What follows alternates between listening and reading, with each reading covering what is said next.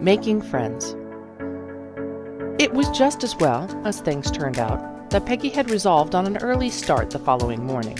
Dimly, through the gray dawn, she became aware of an elfish, white-gowned figure perched on the foot of the bed.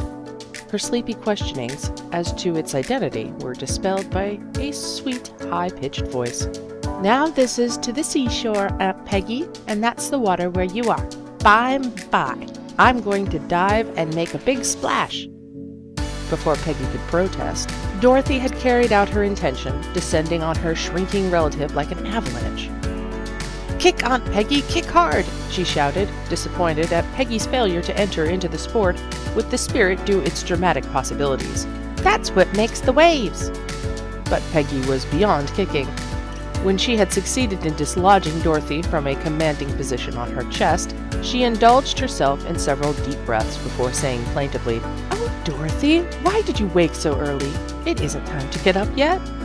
"It's time to get up for a picnic day," insisted Dorothy. "And you've got to cook luncheon, Aunt Peggy. And can I wear my rubber boots and take my dolly and my blue celluloid comb?" Further sleep was out of the question. Making a virtue of necessity, Peggy jumped out of bed, reflecting that this early start would give the frosting on her cakes a chance to harden. Getting Dorothy dressed was a process requiring time and patience, for the child was so excited by the festivities in prospect that she could hardly stand still long enough to allow a button to be popped into its rightful buttonhole. Inventors interested in perpetual motion should have made a study of Dorothy. She interrupted the process of getting her fat little legs into their black stockings by so many fantastic capers that Peggy forgot the loss of her morning nap in helpless laughter, and the day began cheerfully after all.